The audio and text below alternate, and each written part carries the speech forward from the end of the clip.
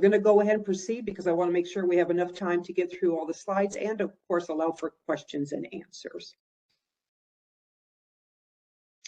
So this call is being recorded. All participants on entry into this call have been muted, but we do want to hear from you. So during the presentation today, if you have questions or comments, please feel free to drop them in the chat. And the chat is located at the bottom right-hand corner of your screen. Should be a little bubble that looks like a quotation mark. And all of this material, the slide deck and the recording, will be posted to the ESRD NCC website within about 5 business days. So we want you to take away today some ways to spread some of the best practices that you'll be hearing. So share your approaches and experiences through the chat today. Identify how today's information could be used at your facility and apply at least one idea from today's land at your facility. And then commit to sharing your learnings and ideas with your other colleagues. So with that, I'm going to go ahead and introduce our speaker for today, and it's Dr. Lauren Block. She is a professor of medicine and science education at Northwell Health. Her research interests include interprofessional education, primary care workforce, and curriculum development. She sees patients in primary care, precepts residents, and teaches medical students, residents, and fellows.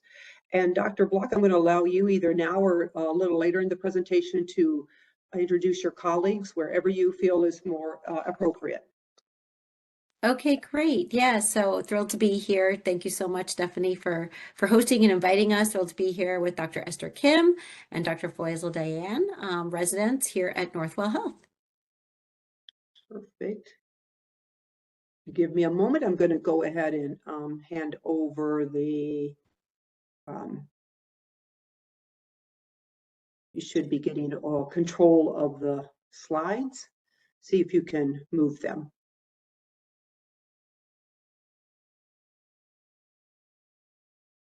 Would it be okay if I shared? I don't have the permission to do that as of yet.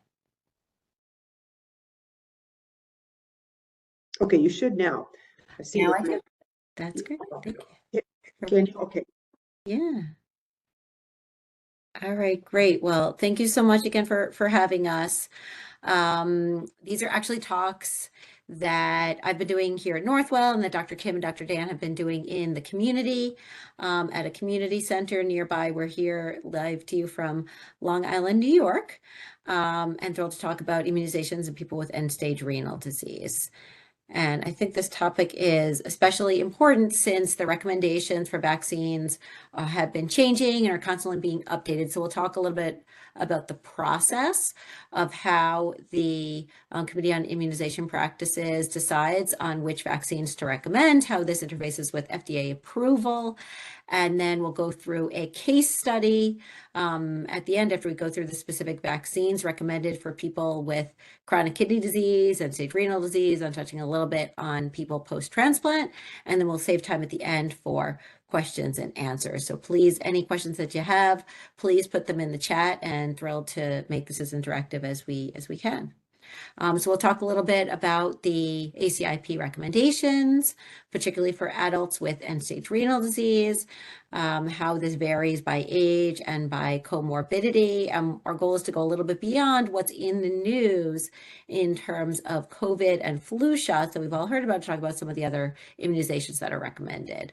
So the advisory Committee on Immunization Practices is a multi-specialty group comprised of specialists, epidemiologists, primary care doctors, nurses, patient advocates that independently gives recommendations on how best to use FDA-approved vaccines in the U.S., realizing that there's a lot we can do, but we're working with our limited resource in terms of patients' time, in terms of money, in terms of how we want to best use these vaccines to help in public health. These recommendations are forwarded to the CDC for approval. Usually the director of the CDC then signs off on them. And that's how vaccines go from being FDA approved to being recommended and then covered by the government by Medicare and Medicaid, and then typically private insurances follow suit in terms of the vaccines that they will cover. So that's essentially why sometimes you'll hear that a vaccine like the HPV vaccine, the human papillomavirus vaccine, has now been approved up till age 45, but is not yet recommended by the ACIP through age 45. And so insurance coverage for those age 27 to 45 is more variable. The CDC updates annually their vaccine recommendations starting from birth. And as we'll talk about, the HBV, the hepatitis B vaccine, is recommended from the first day of life through childhood. And I think that's where these vaccines get sort of the most play, is in pediatrics offices. But that actually continues for age groups from age 18 through older age, where different vaccines are recommended based on age. And here you'll see the typical color coding that's used, where yellow are the vaccines who are recommended for everybody who meets that age grouping.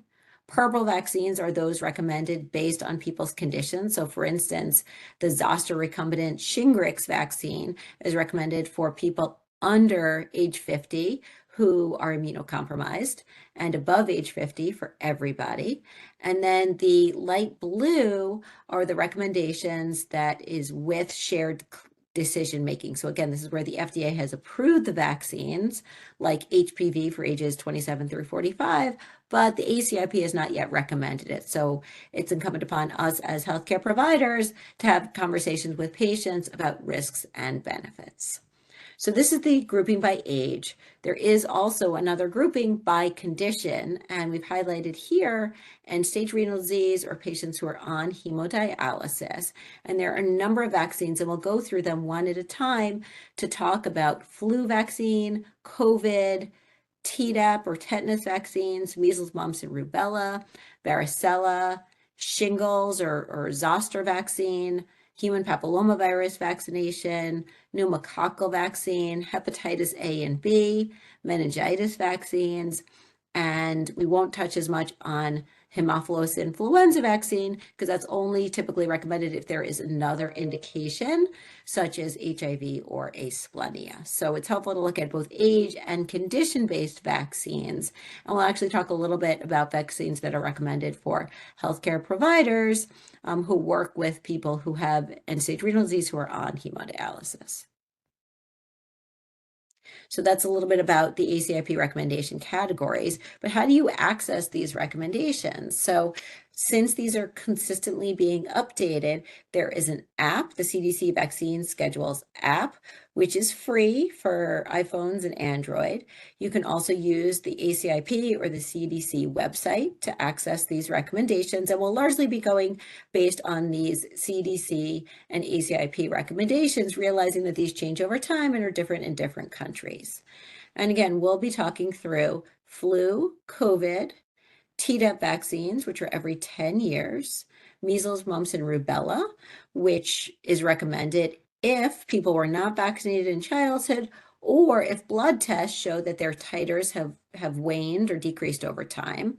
Varicella vaccine, which is indicated if people have not gotten chickenpox as a kid or have not been vaccinated in childhood for younger people and still immune. And again, that's a blood test that can be done to show immunity, or people can bring in a copy of their vaccine records. Shingles vaccine, which is recommended to have 2 vaccines 2 to 6 months apart for people with end-stage renal disease. Pneumococcal vaccine, usually with Prevnar 20, which is a newer vaccine that's been out for a few years, replacing some of the older pneumococcal vaccine, again, recommended for everyone with chronic kidney disease. Hepatitis B vaccine, which is a 3-part vaccine series if people are not immune, for those who have end-stage renal disease. Human papillomavirus vaccine, which is recommended through age 26 and available older. Hepatitis A, Haemophilus influenza, meningitis, and Men-B if there's an indication, such again as HIV or asplenia, and then RSV, respiratory syncytial virus, another respiratory virus that Dr. Dayan will talk about in a little bit more detail, which is again a newer vaccine for people age 60 and over with comorbidities, and everyone age 75 and over. So there's a lot to think about and talk about with our patients. I'll turn it over to Dr. Kim to tell us about COVID vaccine.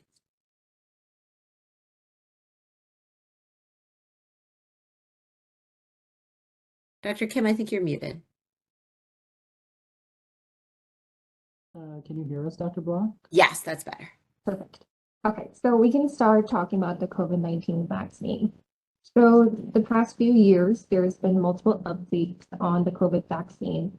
The first one came out back in 2020 in the middle of the pandemic, and this was a monovalent vaccine targeting the original SARS-CoV-2 virus.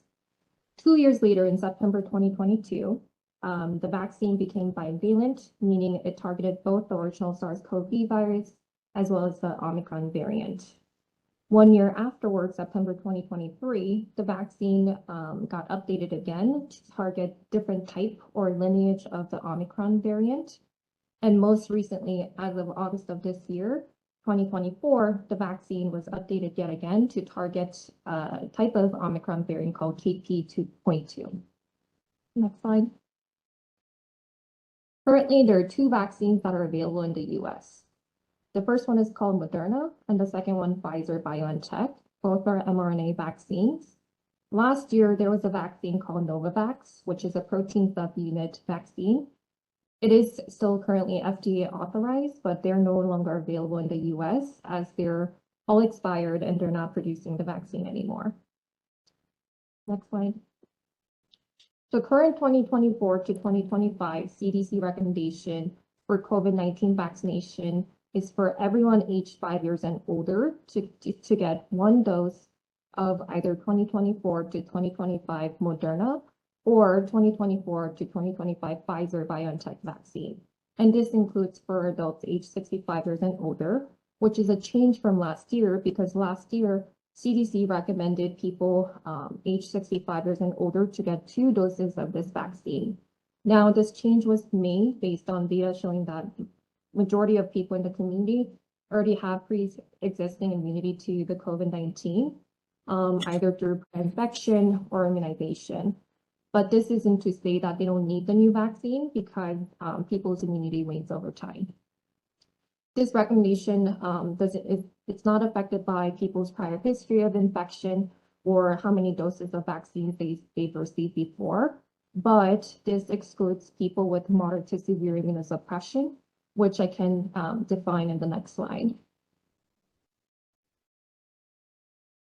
So this is some of the conditions that the CDC website lists as being moderate to severely immunocompromised. And some of them include solid tumors, patients with solid tumors receiving active treatment such as chemotherapy, or hematologic malignancy such as leukemia, transplant patients, primary immunodeficiency disorders, or advanced HIV with very low CD4 count, as well as patients receiving immunosuppressive therapy such as high-dose steroids.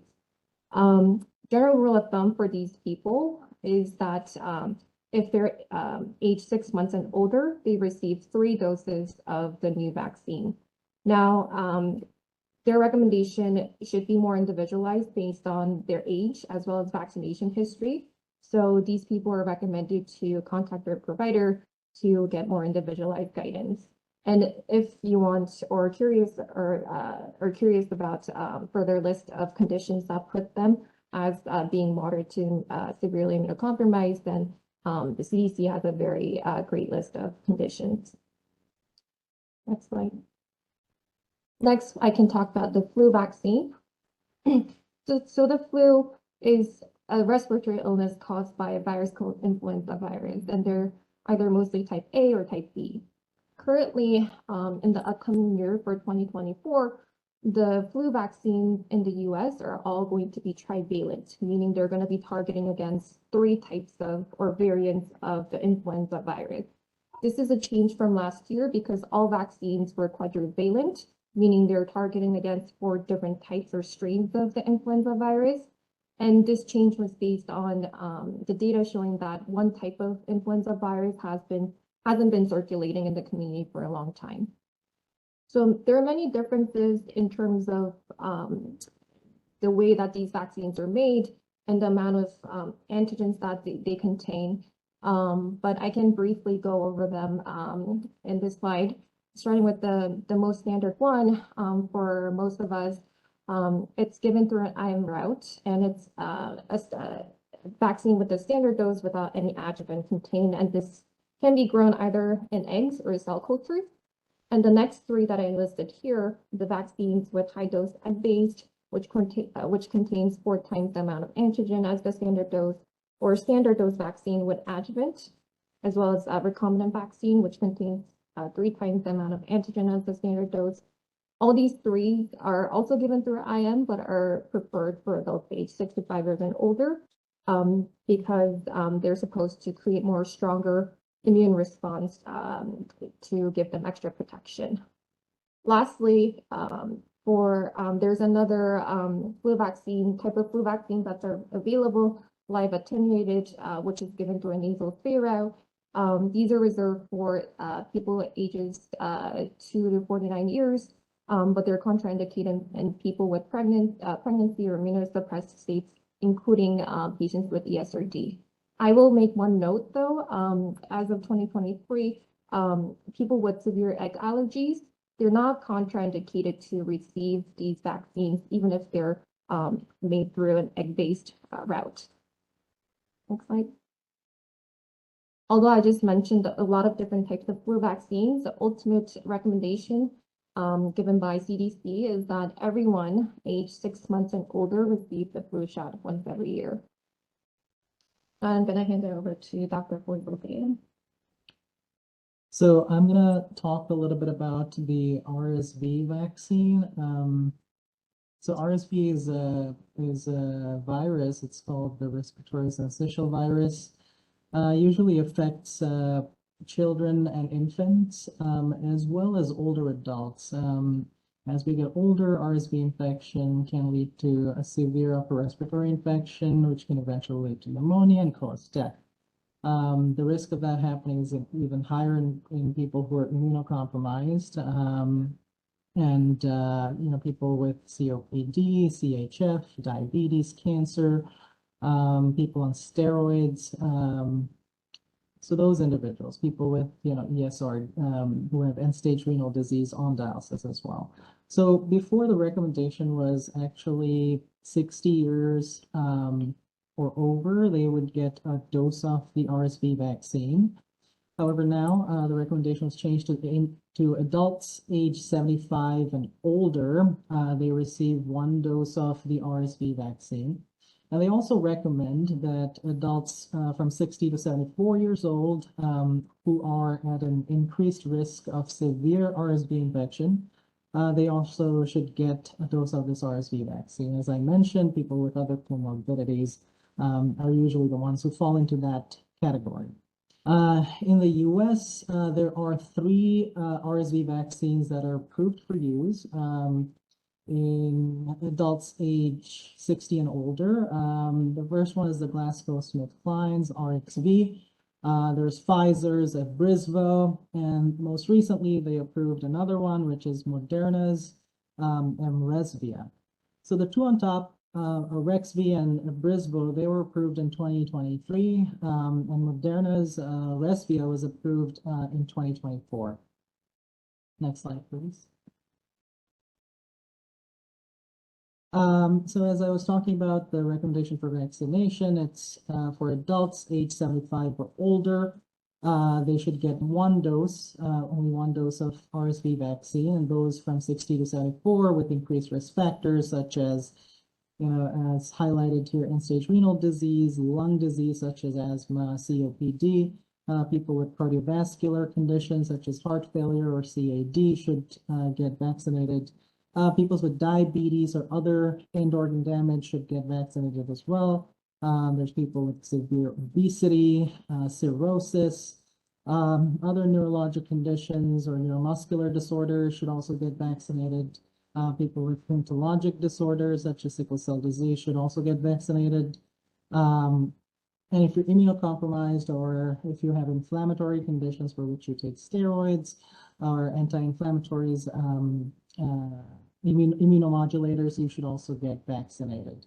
The way that this vaccine works is that it is an inactivated viral particle, which eventually causes your body to have an immune reaction. You develop memory B cells and T cells, which give you that immunity to RSV infection. RSV vaccine is also approved for use in people, in pregnant patients. So from 32 weeks to 36 weeks, you can give a dose of the RSV vaccine. And there's another vaccine that's also available for use in infants less than 8 months old. Next, we move on to the shingles vaccine. So there's this Shingrix, which is available for adults above the age of 50. So any adult above the age of 50, the history of chicken pox in the past should get vaccinated with shingles. It's also available to those from 19 years old all the way to 50 who have weakened immune system.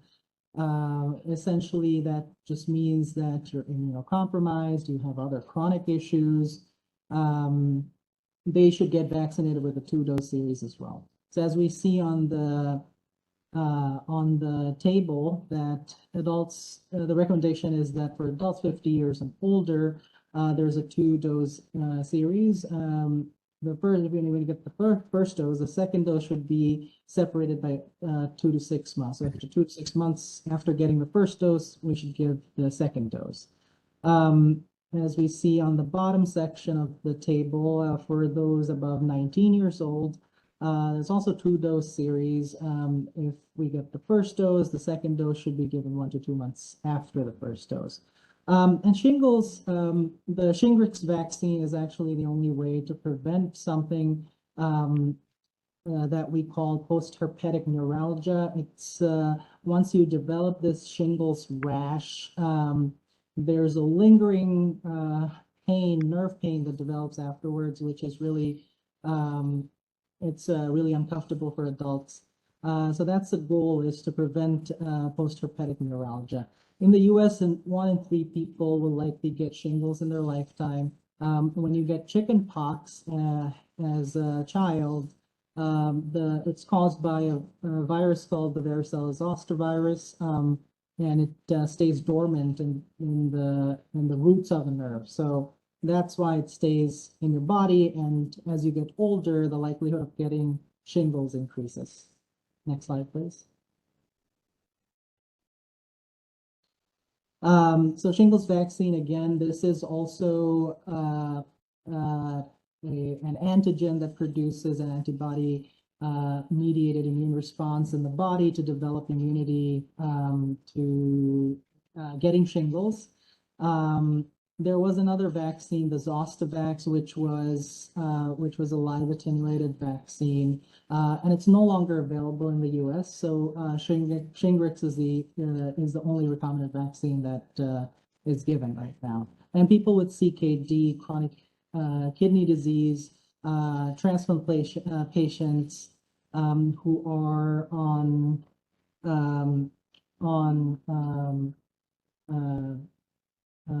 therapy, like tacrolimus or something, they are also good candidates to get this vaccine because it prevents them from getting shingles. And as I mentioned before, the recommendation is for adults above the age of 50 to get a 2-dose series, which improves their it reduces their likelihood of getting shingles as they age. Next slide. I'm going to turn it over to Dr. Block. She's going to go over the pneumonia vaccines. Okay, great. So pneumonia vaccine is very important. Pneumonia or lower respiratory illness is still a leading cause of morbidity and mortality as people age. So that's why pneumonia vaccines are recommended for everyone age 65 and up, and for everyone beginning at age 18 who has an indication which ranges from any chronic lung disease, including smoking, any immunocompromising condition, including diabetes, and chronic kidney disease, is recommended to get a pneumonia vaccine. Previously, the recommendations were for Pneumovax 23, followed by Prevnar. This has been replaced by Prevnar 20 vaccine, which is helpful in the sense that it is one dose. Prevnar 15 is also available, in which case you'll still need to get a Pneumovax afterwards. So in our offices, we offer Prevnar 20, also commonly available at pharmacies, in which case it is a one vaccine and done. Again, for adults age 65 plus who don't have a previous history of a vaccination, as well as all those age 19 to 64 who have really most chronic illnesses, including chronic kidney disease, lung disease, liver disease, heart disease, as well as several other higher risk groups. Those at the highest risk should get revaccinated every 5 years. If people have not had a vaccine or not had a vaccine and are at high risk in 5 years, it is the easiest just to give Prevnar 20. If you don't have access to Prevnar 20, people can get Prevnar 15, followed by Pneumovax a year later. Yes, and we are happy to email the slide deck. If people have previously received only Pneumovax, then a year later, they can get Prevnar 15 or Prevnar 20. And if all of this is making your head spin a little bit with pneumonia vaccines, you can download the CDC Pneumorex app, which makes it a little bit easier based on people's age, comorbidity, and any previous vaccines. Tetanus vaccine is frequently marketed in the US as a Tdap 3-part vaccine that contains tetanus, diphtheria, and pertussis vaccines. Typically, one dose of TD or Tdap is recommended for wound management for those with really dirty wounds, as well as booster shots every 10 years. And for adults age 18 and over, the recommendation is to get at least one Tdap, so the pertussis-containing vaccine, after you become an adult at age 18, and then every 10 years to get tetanus, diphtheria, or Tdap. Adacel and Boostrix are the two most common brands. These are also given to pregnant women during the 3rd trimester. For patients with Medicare, which is, many of the patients with end-stage renal disease, Tdap vaccine is covered through Part D plans, so will be best given in a pharmacy rather than in a doctor's office. Same with Shingrix. Hepatitis B vaccine is really important for people with end-stage renal disease because it is a blood-borne pathogen. So the most common mechanisms of spread of hepatitis B vaccine, which is a vaccine-preventable illness, as opposed to hepatitis C, the recommendation is for everyone to get hepatitis B vaccine from the first day of life for those born in the US, like I mentioned earlier. And then for those who are at high risk of blood-borne pathogens through dialysis, among other mechanisms, the recommendation is to check titers. And if people are not immune to hepatitis B or have never been vaccinated, they should get a 3-vaccine scheduled administration at 0, 1, and 6 months. And the dose actually depends on whether the patient is pre-dialysis or dialysis dependent. It's recommended that staff members working with those who are on dialysis get vaccinated as well if they do not have titers. And this is frequently a part of pre-employment physicals where titers for hepatitis B and sometimes for measles, mumps, rubella, and varicella are checked as well to see what vaccines may be needed to be given. The hepatitis B surface antibody, and particularly the quantitative level of this antibody, can be checked to determine immune status. If people have had hepatitis B illness and have recovered, the surface antibody will also be positive, indicating that the person is indeed immune.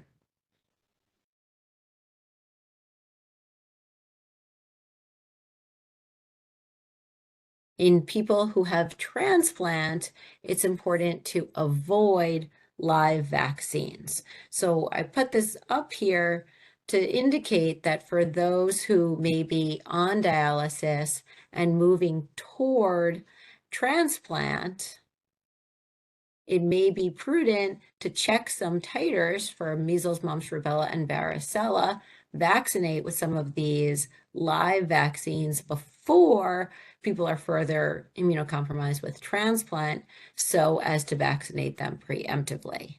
As we mentioned, live influenza vaccine should generally be avoided in all those who are immunocompromised, and HPV vaccine or Gardasil should also generally be avoided in those who are immunocompromised. With that, I'll turn it back over to Dr. Kim and Dr. Dan to take us through our case. Right, so this is our case. I'll read it out and we'll kind of go through the case together afterwards. So the case is, this is a 65-year-old retired woman with ESRD on HD. Her last Tdap was 6 years ago. She reports having a Pneumovax 23 shot at age 60 because she was a smoker. She had her routine childhood vaccines, but no other vaccines in a long time. What vaccines would you recommend? If people could type their answers, responses in the chat, then we can kind of go through them together. Yep, flu, from 20, definitely. Tdap, not so much because the patient received in the past 10 years. And a flu would be if it's the fall, like flu season, then that'll be definitely relevant. Shingles for sure. COVID also relevant. RSV, yeah, because the patient was 65 years old with comorbidities, meaning the renal disease. Yep, so generally COVID, flu, if it's the right season. Shingles, from 20. RSV. And if they didn't do so, maybe checking the hepatitis panel to see if hepatitis B antibody level to see if they're immune. If not, they would also meet the criteria for getting the series for the hepatitis B.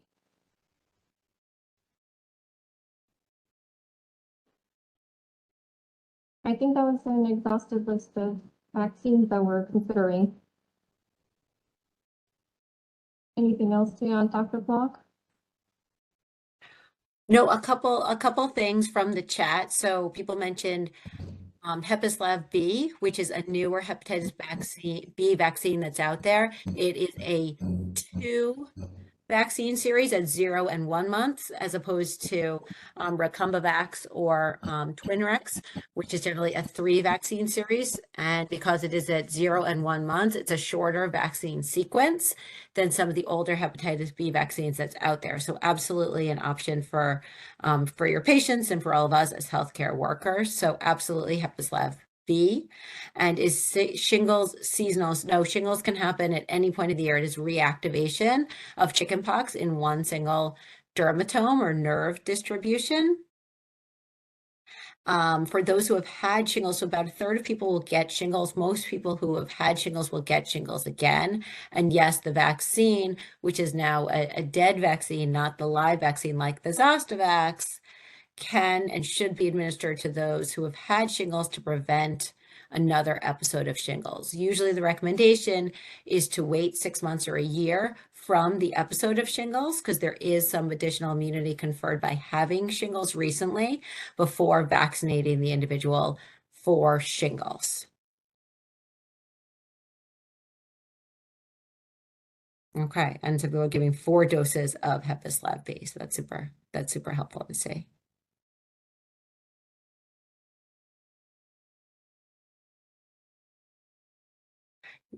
So the question is, will they give it under 50 if you have a prior infection? So those who are immunocompromised, shingles was recently approved for. I think the data is less clear for those under age 50 who have had prior shingles. They're saying immunocompromised, if there's an immunocompromising condition that's led the person to have shingles, absolutely.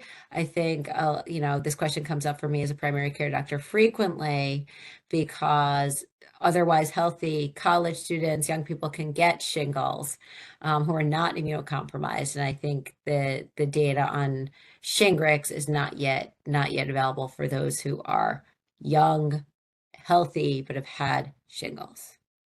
If I had the chickenpox as an adult, would that have an effect on my getting a shingles vaccine?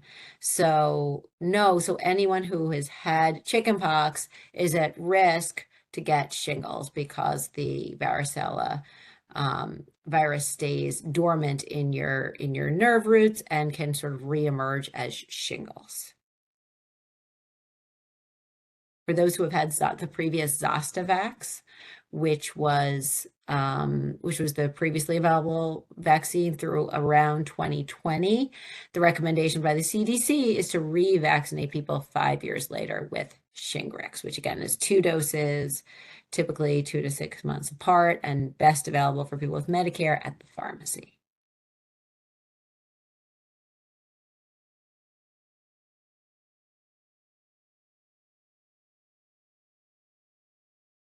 I had a couple questions that came into me privately that came in kind of early, so, and I tried to grab them, so because it's hard. There's been a lot of chatter in the chat there.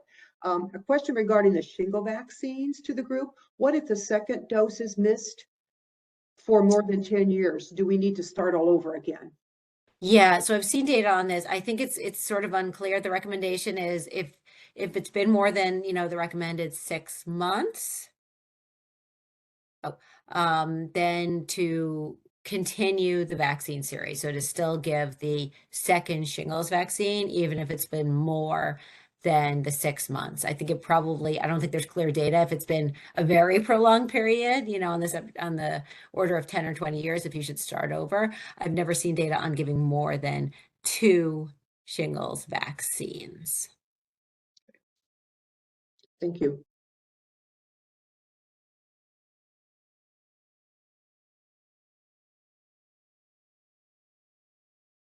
All right, so a couple other questions come in, and Dr. Kim and Dr. Dan, feel free to chime in for any of these.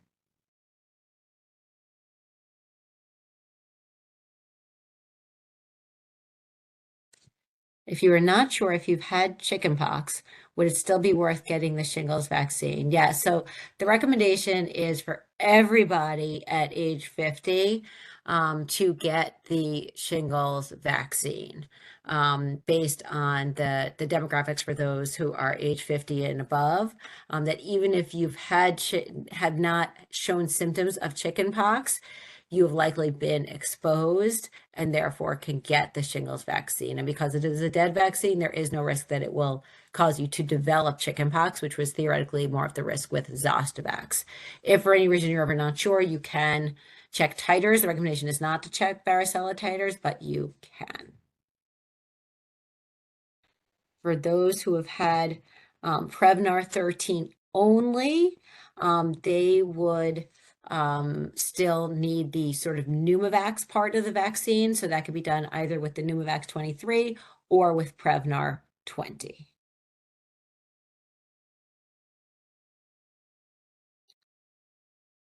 If someone missed their second hepatitis B vaccine, do you start over with the series?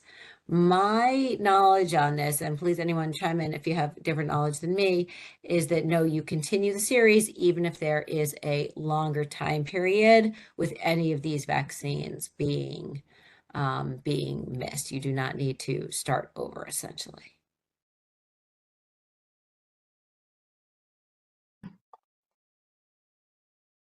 And I think the challenge here is getting access to people's vaccine records. So in practice, if we can at all get records from their prior doctor, records from when they were in a pediatrics practice, I think that can really help clarify. Records from immigration, so a number of vaccines, typically not Tdap, but most of the other vaccines are required for immigration.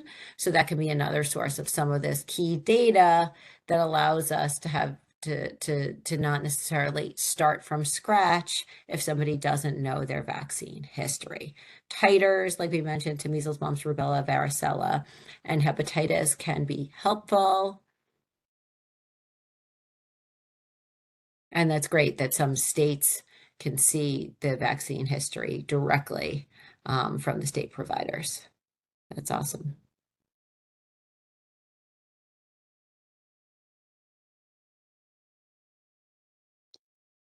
All right, so just to kind of summarize, our patients with chronic kidney disease and stage renal disease are at increased risk for infection. Same with people who are post-transplant. Vaccines beyond the annual flu and COVID vaccine can reduce morbidity and mortality, including some of the newer vaccines that are out there, like the RSV vaccine. These recommendations do change regularly as new vaccines emerge. It's worth reviewing people's age and conditions to determine the best course forward with regard to vaccine recommendations, and having a clear sense of people's history and prior vaccines. And then if in doubt, think about getting a hold of some of these vaccine histories, checking titers, and consulting the ACIP and CDC guidance. I saw a message to show the app again, which I'm happy to do.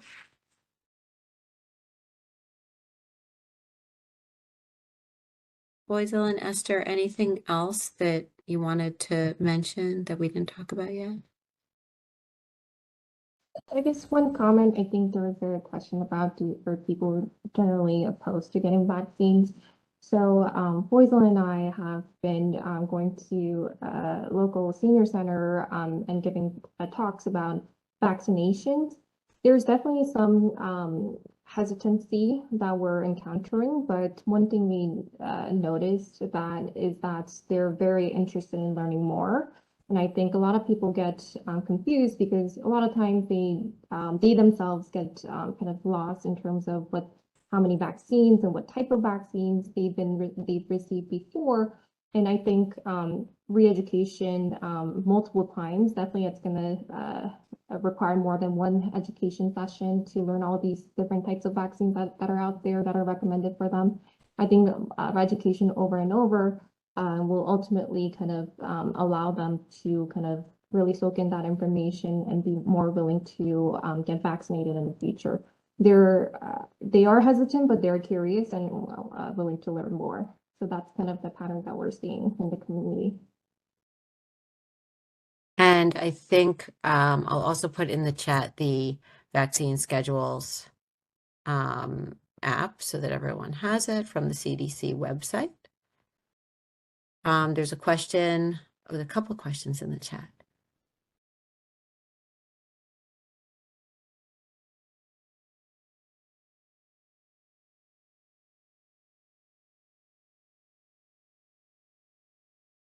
Can you talk about Prevnar 21? So what we have in our office is Prevnar 20. I have not heard about Prevnar 21. Are immigration vaccine records available anywhere? I've had patients who have brought in their immigration vaccine history documents. I've not been able to find it on any website.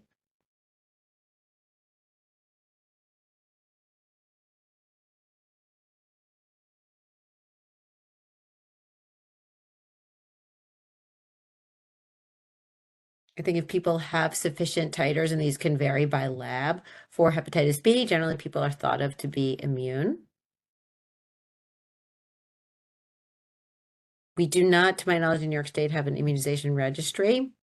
So I'll let people with a state that has an immunization registry comment on access to that.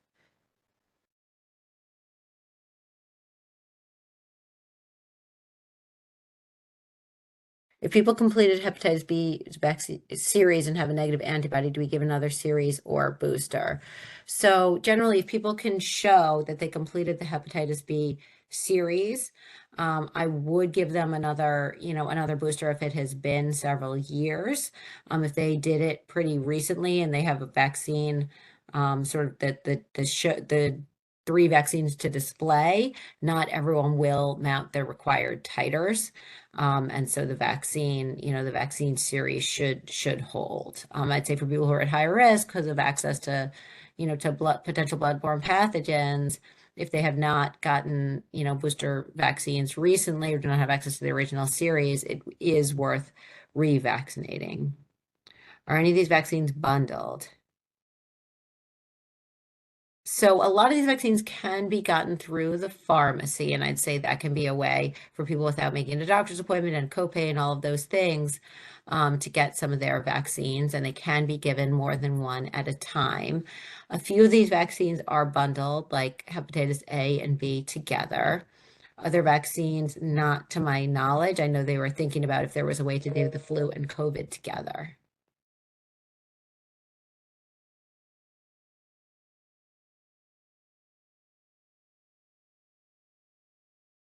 Got a lot of vaccines when I was a child. How can I get access to that history? I think it's tricky. I think you can try to recreate it with your titers from your blood. At this time, are undocumented immigrants giving vaccines? I think the issue is access. We, in our practices, do see undocumented individuals. We absolutely give them vaccines. I think access to vaccines is a challenge for people who don't have health insurance and people who are undocumented. I don't believe facilities have to offer COVID vaccines.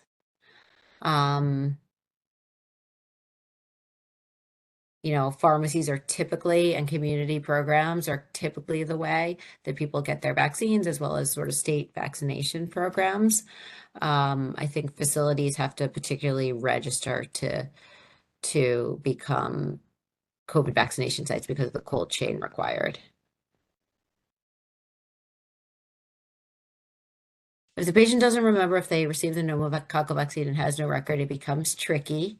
If they have not had it, recently, I think it is worth revaccinating, especially if they're at higher risk because they have end-stage renal disease. And non-responders is absolutely an issue. There are, to the point about Pneumovax, there are pneumococcal IgGs that can be checked, and there are people who are immunosuppressed who, have less ability to produce immunoglobulins because of their immunosuppressing condition. Those people will not always mount the antibodies. So in that case, you go back to documentation of the vaccines. I will make one comment regarding antibody levels, though, specifically for COVID. It's not recommended to check the serology of the antibody levels because that's not indicative of how much protection they receive from the vaccine. So we wouldn't really consider that a quote unquote non-responder, even if their antibody level is not quote unquote within the level that you would expect after vaccine. So it's not really recommended to be checked to begin with, specifically for COVID. Thanks, Esther. And the question came in about people who are hepatitis B surface antigen positive and then convert to being negative, right, indicating no longer acute infection. I think this is one of those indications for checking hepatitis B surface antibody, which can indicate either immunity from past infection or immunity from vaccine. So I think, again, you go to the hepatitis B surface antibody to indicate whether people are immune or not.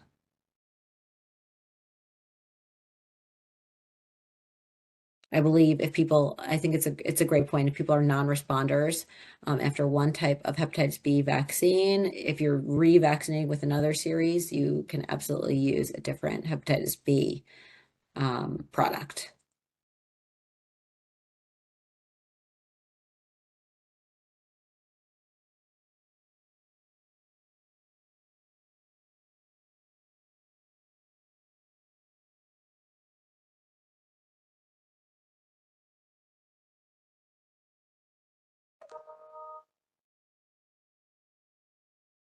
I think you can use the same hepatitis B vaccine or different vaccines. I didn't mean to say you could only use the different vaccine series. I think it's one idea to potentially, if they didn't respond to one, to do a different vaccine series, but I have never seen information that you need to change the series.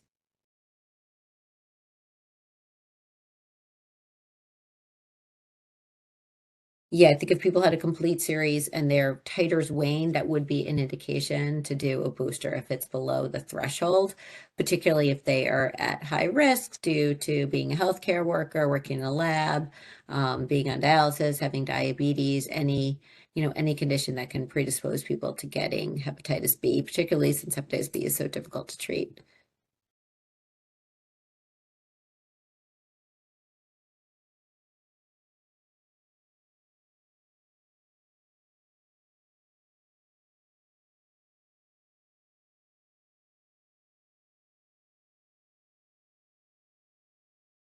Yeah, and I think all the documentation of these vaccines is a challenge since we do not have a unified, national registry of all of these vaccines. Other countries do sometimes, and that can make it a little bit easier. And if people do have, patients who brought in their vaccine cards from childhood, both in the US and from other countries, that can really help. But not everyone has that level of organization and that level of documentation. So we try our best to build this up from scratch, and I think taking sort of a harm reduction approach, right, where we focus on the most essential vaccines first and then try to move forward from there and see what people are at risk for, what they're willing to do, and try to do some education, like Esther mentioned about, what vaccines are recommended, why, and how you can go about getting them. What are some of the benefits and some of the risks? I think that can go a long way in terms of getting people towards some of these needed vaccines. I want to thank everybody for all the attention, for all these great questions and comments. This is a huge learning experience, certainly for me, and I'm sure for Dr. Kim and Dr. Dan, who are with us as well. And thank you so much to Stephanie for hosting and organizing. Definitely. Yeah, early on, I know you might not have been able to look, but we have had attendees from Hawaii, from Puerto Rico. We certainly covered, I think, coast to coast in the country. So I was always very happy to see that. We did have a great attendance today, and I really appreciate our presenters. I know there was a lot of requests for the slides, so normally it does take us a couple days to get it posted on our website, but I think what I'll do is by tomorrow, I can send out the slide deck to all the attendees, so they just have it there. And if they want to refresh and get on some of those links and QR codes. So I'll get those out to everybody who's on the call a little bit earlier before it's on our website. So that's it. Yeah, it was a great call. A lot of good, I know vaccine, this is a hot topic right now. I know we're rolling into the fall, we're rolling into flu season, RSV, a lot of talk, and vaccine overload is quite one of the probably biggest barriers the dialysis facilities have, getting all these vaccines and the patients. There's so many that they need to have, and it's important. So this has been very helpful and a lot of good information. And I appreciate everybody taking time out of their day. Thank you for the presenters for taking time out of their very busy day to be here today, but really good information. And I appreciate everybody. Is there anything, last things in the chat, or do you think you had covered? Yeah, thank you. Yeah, a lot of good feedback. So I think we're good. We'll close up here a little early. Thank you again. Take care. Have a good rest of your day. Bye-bye now.